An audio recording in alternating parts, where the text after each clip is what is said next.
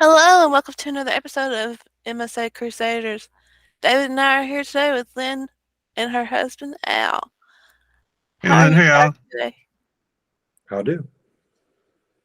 We're going to start with asking you if you could share your journey with MSA with us and how it's affected your daily life. We'll start with male diagnosis. With Lynn, I'll be speaking for her as she's struggling with her voice these days. She was a very healthy person, yoga, 3, 4 times a week, bicycling almost every day, 10, 12 miles. And then she started having balance issues to the point that we sought medical treatment from our family physician. And we first thought possibly vestibular vertigo. The symptoms began to increase and became a little more detrimental. Fortunately, the family physician, as an intern or in residence, she had an MSA patient. And although she didn't use that term with us, she guided us to Mayo to the neurology department up in Rochester to start the process of trying to diagnose what was truly wrong with Lynn. So from there, we spent almost a year in the process of diagnosis, going from doctor to doctor there in the neurology department, and finally settling on what is always the probable MSA diagnosis. It's obviously never quite definitive, as neurodegenerative disorders tend to look a lot alike each other. Right. Yeah, she had enough hallmarks of MSA. Oh, So from onset to that, there was a pretty rapid initial decline. yeah. She went from biking like that to using a walker in the house to needing my assistance. Issues with voiding. Speech is a recent issue that has occurred. And just constantly needing my help. Where fortunately I have a job where I can shift gears, and I had a very understanding boss who let me work from home, which I'm still doing so I can assist Lynn in her day-to-day needs. And we have a nurse that comes in a couple times a week to help with showers and things like that. So David, can we not, everybody's been really active that we've had talked to, haven't they? Like her Yeah. riding bikes 10, 12 miles a day. I mean, everybody that we've talked to has been really active. Everyone. Yeah. Interesting.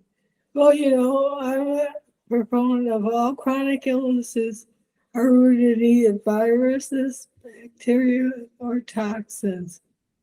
That's the problem. You can still have MSA, but the cause could be one of three things. It can be Lyme disease, it can be Epstein-Barr, it can be mold, toxins, it can be heavy metals. So you need to try to find out what your root cause is, and then and there's also a hormonal component to it.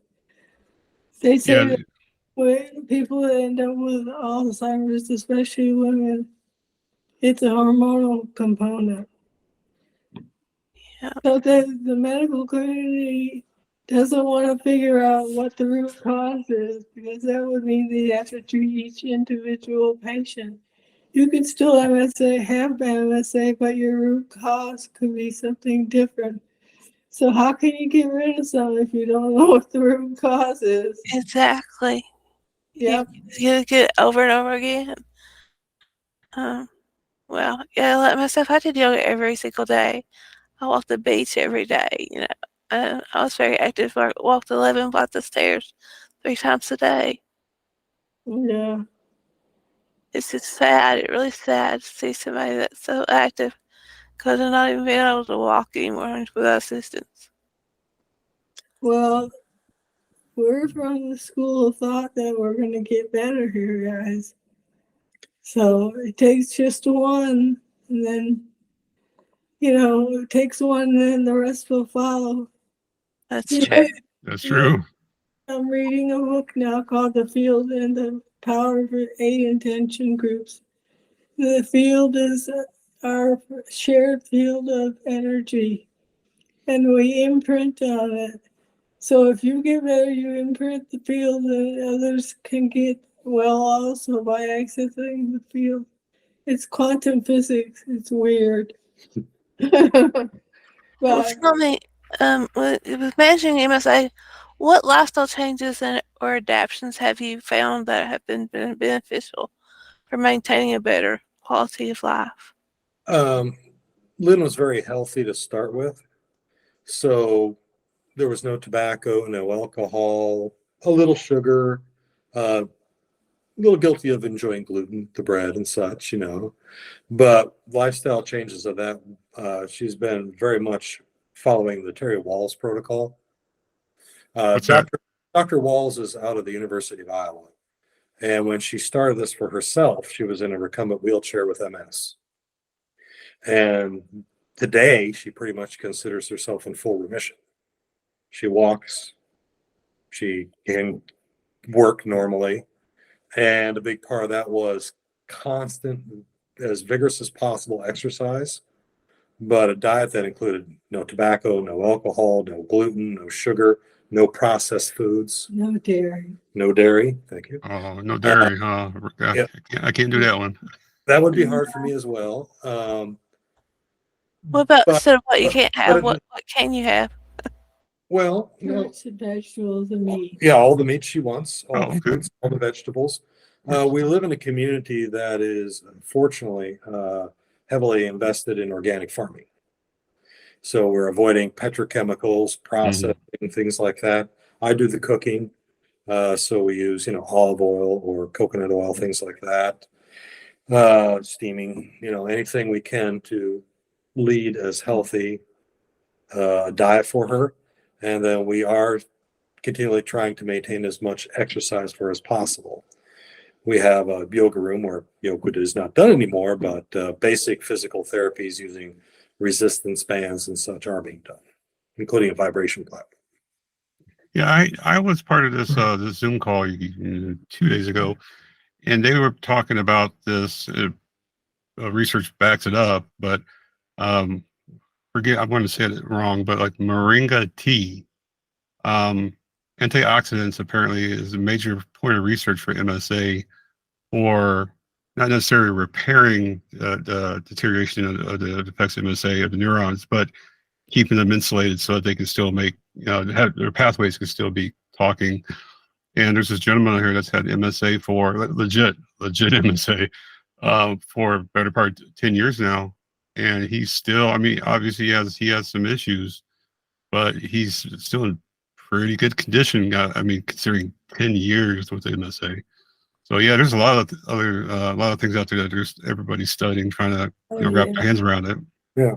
And you really have to have an open mind for these things to understand it. Lynn has a friend here in town who is massage and acupuncture therapy, and that helps her quite a bit. Another friend who, mindfulness is a big deal.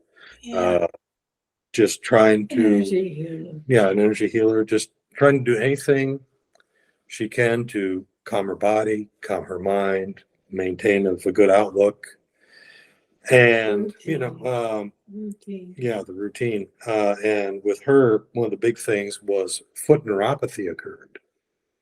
And we managed to combine essential oils that we put on there that have really, really calmed that down. Is it but worse at night, isn't it, Lynn? What? The neuropathy? Is it worse at night? Kinda. More leg twitching at night. That's my whole body. If the covers pull my foot Spasms. flat, kind of hyperextended. Oh my gosh, it's so much worse. My foot will feel like it's on fire, literally. Mhm. Yeah. Yeah, I get those. I've had nerve damage from the waist down for 20-some years, but I get the horrible cramps in my feet at nighttime, like the balls of your feet, the arches of your feet. Mhm. And yeah, one thing I love about my wife being from Mexico is the quote unquote the Mexican covers. They're so heavy, they weigh me Mhm. down, so I don't spasm as much and flail my arms. And so yeah, I understand about the feet problem. One What? thing we do for the leg twitching is just before bed, we do a series of leg stretches Hmm. just to try and give those muscles and nerves a little elasticity before she goes to sleep. Yeah, Take this absolutely. 3 hours to get up in the morning and 2 hours to go to bed. I feel you. I'm the same way. My husband pretty much rose me down with stuff called Sub-Zero, and that really helps with the shoulder pain and the leg pain. But what do you do to cope with the emotional aspects of this MSA? Because it really plays on our emotions really bad. Do you have someone that you talk to or some specific strategies for mental well-being? My husband takes care of that. Um, we moved from Dallas to a small community of about 10,000 people just before COVID hit, and just before then the MSA hit. That alone was of a tremendous help because we jettisoned the big city problems. Yeah. And in this community, I mean, we have a neighbor literally across the street. Where we're going, he's going to shovel the sidewalks or run an errand. They're literally going to run us to the airport. It's that kind of community where everybody takes care of each other. Lynn's yoga teacher comes by every now and then just to visit for an afternoon, those kinds of things that just calm oneself. Matter of fact, I just I cry a lot. yeah. Yep, I hear you. I do too. And David teases me and says I cry every episode. Yeah. And Almost every episode. we don't get down on that because that's a release that's healthy. Yeah, Exactly. It's a reset. But I'm Yeah. also looking forward. I truly believe I'm going to get better. So I think Yeah. that's the big deal. You have to. Yeah, having hope is a powerful motivator. The mind can do a lot to help heal the body. I've seen that over and over in my lifetime, even myself and others. It drives you, it continues your ability just to pick your feet up in the morning. So that is a very important part of anything. I mean, there's only so much physical that can be done for you. Part of the exercise is mental. I haven't told her yet. I just got a text from a friend who's dear to us who's going to stop by this afternoon yet. Rod, Mm-hmm. Rod. high vibrational being. For our listeners, what topics or discussions do you have that's valuable for raising awareness and understanding for the general public? Just everybody you meet, pass the information on. Everything from diet to exercise to mindfulness. And tell these doctors to quit telling you can't get better. It makes me so angry. Like on the MSA Connect website, I am appalled at how many doctors don't know what to tell their patients. It's appalling. Yeah. Yeah, it's I would rather have it straight and to the point, and really that's what my doctors have done. Mm-hmm. But they're telling you you're gonna die, and I don't believe it. Yeah. I agree. I mean, there's no date and time that's been written anywhere, no book. So Even my neurologist, he says there's always a miracle that we can count on. Exactly. Well, that's good advice. And I'm reading these books, which you guys should read now. Should I talk about it? sure, yeah, absolutely. It's Please. The Power of Eight by Lynn Biebly. It's about healing yourself, the power of intention to heal yourself, intentional healing. She puts together these groups of 8, and she's a scientist, and she measures the power that these groups do in intentional healing. She's healed people unbelievable when they get together and they focus intention on healing. What's the name of it? Power of 8. 8, the number 8. 8. Yeah. Yeah. Mm-hmm. Okay. I'll check that out. Lynn McTaggart is her name.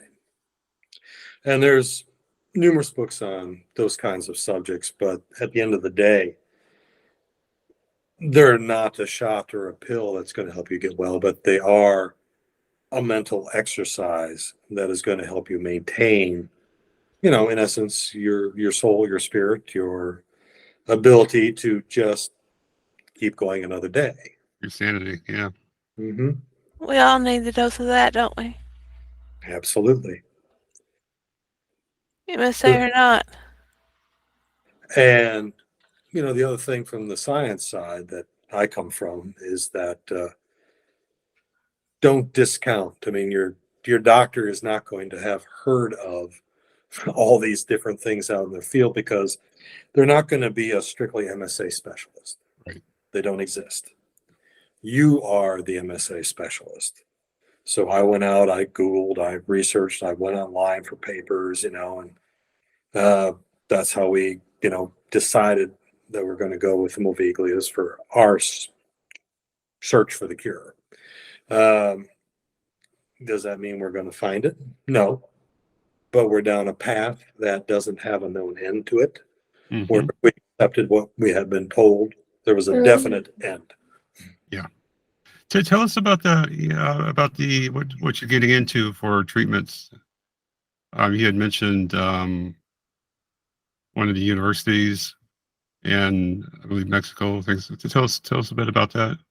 Sure. After Lynn's diagnosis at Mayo, they were going to try and put her in a trial up there for cellular therapy, stem cell therapy.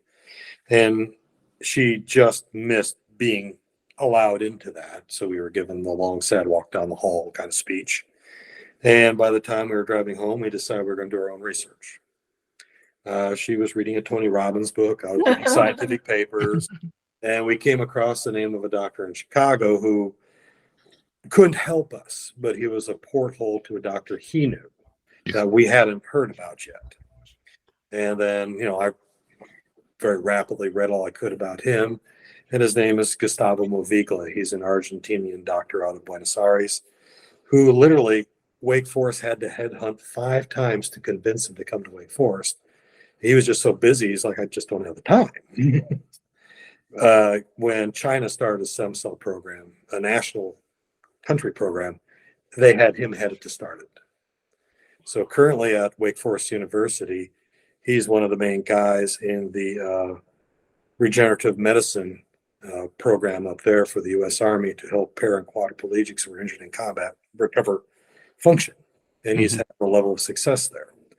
As a result, he is allowed to cut loose on American soil in a laboratory where he's looking at MS, MSA, Lou Gehrig's disease, et cetera, right down the line. And he's finding these cellular therapies have effect upon it.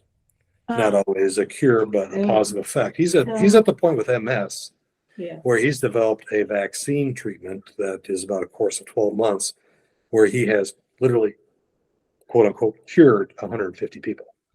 Wow. So, yay. Yeah, that sounds a lot. His daughter, who's also a doctor, is currently heading their clinic in Buenos Aires. And we had met her and him in Mexico at a clinic there. But it was once every 4 months, every 4 to 5 months for a cellular treatment, and then go home and do physical therapy on her own, things like that. It helped with Lynn's disease, abated a bit, maybe a few things that come back a little bit. Her neuropathy is a little less. She's gained a little feeling. I mean, she lost like being ticklish on her feet, where she's now having that back. It's a minor thing, but in a disease that never gives back, that's actually big. Yes. So now the idea is to go down to Buenos Aires for 3 months, where literally 5 days a week she'll receive physical therapy twice a day, and she'll receive 3 or 4, depending upon the timetable, cellular treatments, where it's a combination of her own cells using lymphocytes and stem cells coupled together in very large quantities. Mm-hmm. And they have shown success in other MSA patients where they have either arrested the disease. And in one case, I believe he was a factory manager in Brazil. They caught him early, and literally, so far, he's in remission. Wow. You hear there's no remission for MSO. Yeah, and we do hear that all the time. Yeah, we got to remember. Most people probably don't know this. That you probably do for your reading in your background, background first, then reading. U.S. put themselves behind on stem cells for a couple of decades when we had this political infighting about umbilical cells and stuff like that. and the Yeah, rest of the world was so far ahead of us. right. So I know a few people that have some very bad diseases, neurodegenerative diseases, and the first thing they do is, you know, Qatar, Mexico, South America, you know, Central Even America. Germany. Yeah. Yeah. Everywhere but here. Yeah. And Wonder what's up with that. Hello. well, I got 3 initials called FDA. That has that. Big pharma. Yeah. They're gonna As, shut us as, down, as we David. all as we all know, it's not a conspiracy theory. In the late 60s, big pharma bought into the FDA, and until you can control Yeah. a person's stem cells, they're going to be hard to acquire here in America. I think we're turning a corner, but it's going to be a very slow turn. In the meantime, yes, just about everybody, including the old Eastern Bloc in Europe, is way ahead of us on stem cell therapies. So Yeah. if you don't hear this podcast anymore, you know what happened. If we have a Cancel it. car accident, you know what happened. Yeah. Well, I mean, it's really the same thing as it's a great parallel to like Elon Musk. I mean, how many decades did the space program go on over budget, underperforming, yada yada yada, and here comes Elon Musk with I could do it bigger, better, and cheaper. You know, and he does it. Like that's what we're starting to see in the medical community when it comes to these research and development for sure. Yes. But we're under a thumb. We Yeah. can only do so much. It's Well, sad. that can only last for so long. Well, and this is where podcasts and the blogs and everything else that we use to share information comes in You handy. wouldn't believe how much information I get off of podcasts. Oh my Oh, God. It's the old the uninformed populace. That Is the Exactly. I have a pretty growing YouTube channel, and I get most of my comments from Reddit. Reddit is the world's biggest, I That's believe, what the I world's just biggest told social you. media. Yeah. Yeah. Anything to know about anybody anywhere about MSA or whatever is like Reddit is absolutely everything. Gotta take it with a grain of salt, though. David's Oh, of bringing his course. followers over to us, so we're getting big fast. Really, we're growing. We're growing quickly. We're getting there. Well, Thank you to all our listeners out there. that's such a huge key is the information that's available out there. Absorb it, consume it, digest it, but redigest it. Think about it. Put it with other information you receive that you find from other sources to confirm the validity. And because there is for every fact that's out there, there's 100 pieces of misinformation too, and that's the challenge that we all face as we're going through this. Well, when you heard of MSA, I mean, didn't you, when MSA came up, did you not go and Google or YouTube, whatever, say Google, keep it simple, Google, what does MSA look like? Like trying to see video. Like first thing I did, I wanted to see what it looked like visually. And all I saw was old videos of like VCR quality. And that's what made me do my YouTube channel. Like I could do it bigger, better, better. Like, let me show you what it, because I mean, I'm 44. So I'm still pretty capable of doing some things. That's like you said, redigest it, spit it out in another form, so people can take it and run. He's doing that because he's a newbie and he's youngsters. That's the hardest thing, Lynn. Now, let me tell you, that's the hardest thing. I don't care if someone calls me young and white, old, ugly hair. It's a compliment, you know that. Yeah, when I go into doctor's offices visits and they all say you're doing too well, I got to remind them I'm 44. I was 42 when I 42, 41 when I got the symptoms. Like I was always athletic. I'm talking like male athletics, sports, football, jumping, breaking stuff, doing hunting, fishing, the stuff we were used to doing. And I'm like doctors, like most people get MSA around the age of 60 when they're diagnosed rather. And you can't compare 60 to 42-year-old. You just, I mean, 99% you can't do that. So that's one thing I don't like is going in front of these neurologists and they literally to my face say, "You look too good to have MSA." I'm like, well, I mean, what does it look like to you? Yeah. I mean, am I supposed to just give my wheelchair and stop doing sports? The root cause of your disease could be different from the root cause. Mm-hmm. Yeah, absolutely. I was 45 when I started having symptoms. You know, They used to say test for heavy metals. Man, they tested me for every heavy metal. I they do had to me get Me too. I had to too. get the periodic table of elements to see which ones they're testing for this week. You know. Yeah, Well, you're lucky. Yeah. she's had the heavy metal tests, everything else. Matter of fact, I had to beg her. our first trip to Mexico, speaking of heavy metals, Yeah, really. the clinic there was treating a late 20s Canadian Army captain, force retired, for heavy metals because he was around all these military bases and acquired, Mm-hmm. I think, 13 heavy metals in near lethal doses Wow. using an intravenous Weber laser. And they were curing him. It was removing the metals, breaking it up, and they were passing through his body. Wow. Oh, wow. That's awesome. So, as we talk about sharing, there's a tidbit of information someone might not know. Only heavy metals I got in my body are vodka and bourbon. So, and yes, I still drink. Very What I'm gonna say. interesting. It's very interesting. He medicates himself. So I got a question. Lynn, how was your onset of symptoms? Because the biggest difference, the way they distinguish MSA from any other neurological disorder, degenerative neurological disorder, is the onset. The onset is everything, how it starts.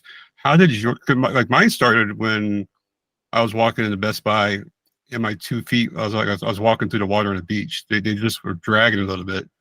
And I ignored that for probably about 8 months, and both my hands at the same time. But like I couldn't type and do a lot of things anymore. So that's what made me actually go to a rheumatologist to say, hey, what's wrong with my hands? Forget about my feet because I'm ignoring my feet. But they say the onset of symptoms is everything. How was the onset of your symptoms when it first started? I was walking to work and I felt this ping in the back of my head. I got to work and I got diarrhea, and then I started getting dizzy. So I came home for 2 weeks and I went to physical therapy, and the physical therapy actually cured the vertigo or the dizziness. But that was the onset. I guess the brain was Thing was like a little sharp shooting zap. Yeah, In the back of the head? yeah. Yeah. I about killed my family in my SUV because that's when I knew something was serious. The back off center left where the They're cerebellum was. bad. It was the worst thing on this guy's given earth, and I about killed my family. Like for a guy to Like take his you hands get off the tased, wheel. right? Yeah, I've been tased before. Let's not talk about that. Yeah, it was actually, yeah, it was worse than that. It was worse than the taser. I can tell you, it was unbelievable. And my doctor, like all the nerve pain I have in my body, the random nerve pain shooting, not, spasms is one thing, but just a random nerve shocking, for 3 seconds, no more, no less. They tell me that's the byproduct of the neurons in the putamen, so they're breaking down. Yeah, I believe Like that. the effects of it. Wow, if that's the case, then I started having those zaps when I was like 38. Yeah, it comes Yeah. up early. Like I used to always have restless legs in my 40s, and I don't know what else. There are early signs. Incontinence was starting to happen in my 50s, and I never knew that the bladder is tied to the brain. Autonomic, yeah, absolutely it is. Yeah, I didn't know that, but everything Uh, that happens to the bladder has to do with the brain. Do you have a catheter? I don't, I intermittent catheter, or Alan does it every 2 hours. Oh, Depends on fluid. you have to train your. That's another thing you do. You're training your bladder for yourself. Maybe. They won't give me a catheter because they say there's too much infection involved. So Too much risk of infection, and we still have hope that with the nominal bladder control she has, that there could be some regaining of function there. So we're also avoiding as long as there is some control. Yeah. Daisy, who was the lady a couple of episodes ago that she had a significant and long history of disorders, I'll just put it that way, Oh, including Carrie, yeah, and she went down and got a huge thing episode 9. of stem cells, which practically wiped that out for her, got her back to practically normal. Who's this? And then MSA hit, and she's gonna go down and try it again Episode 9. Her name is Carrie. on our Oh. podcast. Yeah, she because that's the one thing about stem cells is it's so hard to get to the brain, but for the rest of the body, if you have some issues or symptoms, whatever, they generally work pretty good. Well, See, I'm sorry. I did intermittent catheter before, and I had kept a UTI from January to June by doing that. So I had to go with a full catheter, suprapubic catheter. okay. Oh, do you have a One thing we've done to help with UTIs is we'll rinse after cathing with chamomile tea. It's a natural astringent that doesn't irritate the area. In addition to that, she uses a tincture of cranberry twice a day. That also is just a natural infection fighter. Yeah, I took cranberry vitamins, but still didn't help me because I've had the suprapubic catheter now since June. you doing okay with it? Yeah, the first one I didn't. The first one almost killed me. I had the surgery in January. In February, the nurse went to change the catheter. She missed my bladder, Oh, so I went septic. yeah. Wow. But I got over that, and I had another catheter because I went back with indwelling, and I couldn't stand that. So, Lynn, we have one serious question for you. You gotta be honest. No, can't smudge this one, okay? If you had to rate your husband Al on a scale of 1 to 10, how good is his duties as being a caregiver for you? 10 plus. good Al. But she has no experience in this area. So I wouldn't be alive if he wasn't taking care of me. yeah, That's great, Al. You're wonderful. that is. You're really good for taking care of her. And to have somebody that's knowledgeable. I mean, I'm gonna go on a limb here and say the amount of wisdom that Al has. It's not Exactly. knowledge, but wisdom definitely is. It's weird. It's uncanny how much he knows. Yeah. It's good that you have a caregiver with that much knowledge. That really is.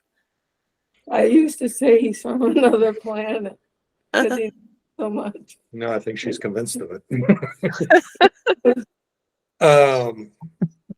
I grew up, the typical nerd and the smart crowd kind of thing, and just keeping up with the Joneses, maybe keep up with the Joneses. They're real smart up here. You can't overeducate yourself on a subject like this. No.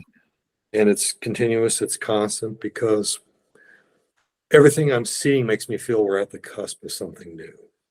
Now, unfortunately, the three of us sitting here, probably me too, may not be around to see it, but we're close. We're very close. And sometimes these little nudges come on slowly or just like a bolt of lightning. So that's one of the reasons that we haven't resigned ourselves to this disease. And the books I read, like self-healing, that's another avenue. Tell them about the power of 8. Well, I don't know. I haven't read it here, but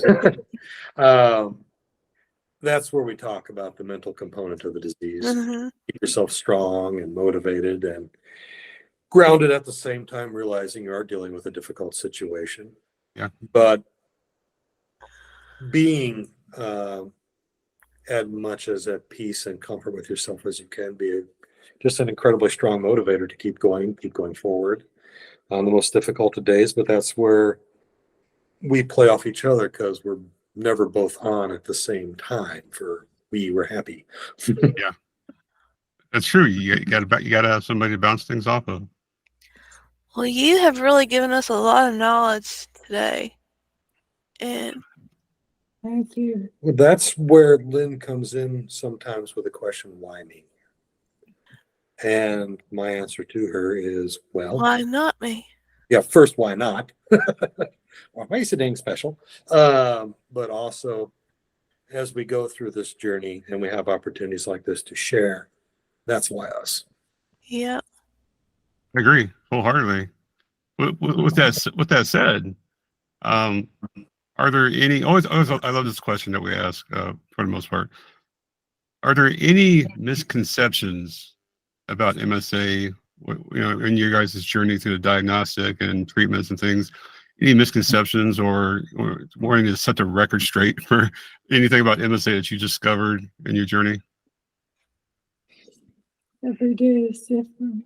Yeah, every MSA patient is different. Yeah. Every day you enter is different. This is not a cookie cutter disease by any means. So a doctor can look at you and say you need to do X, Y, and Z to maintain yourself to the bitter end. The end doesn't have to be bitter in the first place because we don't know if it's an end for sure. True. Just because there's a poor track record. We That's true. wrote off 100% of pancreatic cancer patients just a decade ago. Now we don't. Yeah. So we've come a long ways there. So continue to learn, continue to explore. Tell them about your cure for prostate cancer. Yeah, I mean, when I was 50, you're what now, 42, 44, you said? 44. 44, yeah. I mean, the wheels of my bus fell off when I hit 50. And that was the year that's like, oh, everything hurt a little more doing it and et cetera. But I was also diagnosed with a fast, aggressive prostate cancer. And I was told, here's your options of robotic surgery or, radiation therapy. But again, like I did with Lynn, it taught me to do the research. I did research.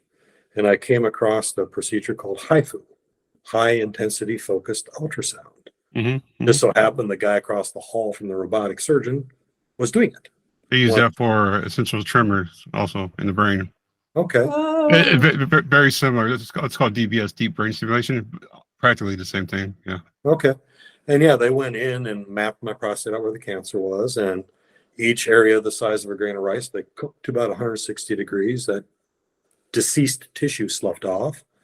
I have my prostate. I'm in a healthy state, and this is 10 years later. Wow. Yeah, we were at the Thanksgiving dinner. We lose track of time, so not working anymore. A week or two ago, and Jorge, one of my wife's uncle, they were talking about one of the family relatives that has pancreatic cancer in Mexico, and how hard it is for treatment. Anyway, they shrank it down phenomenally, but he said, there's this other lady that had pancreatic cancer, and I didn't know this, but they actually took the pancreas out. Huh. So the only thing the pancreas does at that stage is insulin. Mm-hmm. So one way to get the cancer from pancreas, if as long as it doesn't spread anything else, take the pancreas, but you automatically become a diabetic that needs insulin shots every day. But that's something that I've never heard of in the last, like you said, decades. Yeah.